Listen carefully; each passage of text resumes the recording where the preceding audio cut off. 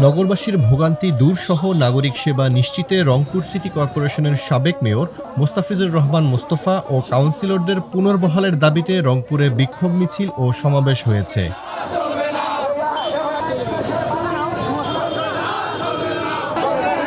২৮ মে বুধবার দুপুরে নগরীর শাপলা চত্বর থেকে একটি বিক্ষোভ মিছিল বের হয়। মিছিলকারীরা নগরীর প্রধান প্রধান সড়ক প্রদক্ষিণ শেষে সিটি কর্পোরেশনের গেটের সামনে সড়ক অবরোধ করে সমাবেশ করেন।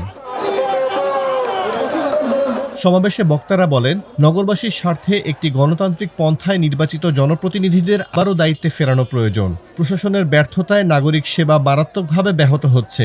সাবেক মেয়র মোস্তাফিজুর রহমান মোস্তফা ও তার পরিষদের অধীনে রংপুর শহরের উন্নয়ন ও নাগরিক সেবায় সন্তুষ্ট ছিল নগরবাসী। সেটা 2 মিনিটের কাজ, সেটা একদিন 2 দিন 3 দিনও হয় না। আমরা এর তীব্র নিন্দা জানাই এবং অবিলম্বে মোস্তাফিজুর রহমান মোস্তফাকে পুনর্বহাল করার জন্য কাউন্সিলর সহ সবাইকে পুনর্বহাল করার জন্য বিশেষভাবে অনুরোধ জানাই। আশের কথা খাইলাম, আমি কিছুই বুঝলাম না। 4টায় মিটিং, রাত 12টায় করে দিল আমাদেরকে আউট। এটা কি কোনো সংবিধান? যারা এই সিটি কর্পোরেশনের প্রত্যক্ষ পরোক্ষভাবে কাজ করতেছে আর যারা এদেরকে জন্ম নিবন্ধন সঠিকভাবে দেওয়া হচ্ছে না, যারা জনগণের ভোট নিয়ে এখানে নির্বাচিত হয়েছি তাদেরকে ওনারা ত্যাগ করে দিলেন। আমরা বুঝতে পারলাম না আমাদের অপরাধটা কোথায়। যারা দেশে ভোট চুরি করেছে 15 বছর যাবত, তারা তো আর কেউ দেশে নেই ভাই, তারা তো দেশ ছেড়ে পালিয়েছে।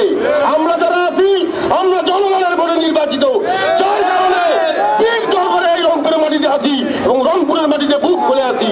প্রধান উপদেষ্টাকে জানিয়ে দিতে চাই, আমরা যেহেতু বৈধ সেহেতু আমাদেরকে বৈধভাবে আমাদের ভোটের অধিকার, আমাদের জনগণের অধিকার, আমাদের অধিকার ফিরিয়ে দেওয়া হোক। এটা কি কোনো আইন? আগামী 7 দিনের মধ্যে রংপুর সিটি কর্পোরেশনের সাবেক মেয়র ও কাউন্সিলরদের পুনর্বহাল করা না হলে রংপুরকে অচল করে দেওয়ার ঘোষণা দিয়েছেন সাবেক মেয়র মোস্তাফিজুর রহমান মোস্তফা। রংপুর সিটি কর্পোরেশনের বৈধ ভোটের নির্বাচিত পরিষদ আপনারা একই কলমের খোঁচায় বাতিল করে দেবেন, এটা রংপুরের মানুষ মানতে পারে না। একটা স্থানীয় সরকার মন্ত্রণালয়ের মধ্যে ইউনিয়ন পরিষদ, উপজেলা পরিষদ, পৌরসভা এবং সিটি কর্পোরেশন, জেলা পরিষদ, এই 5টা অর্গান নিয়ে স্থানীয় সরকার প্রতিষ্ঠান চলে। রংপুর সিটি পরিষদকে আপনারা অবিলম্বে পূর্বের মতো কার্যকর করবেন, এটা আমরা প্রত্যাশা করি। আর যদি না করেন, ঈদের পরে 12 অথবা 13 তারিখ থেকে লাগাতার কর্মসূচি হবে এবং এই সিটি গেটের সামনে মঞ্চ হবে।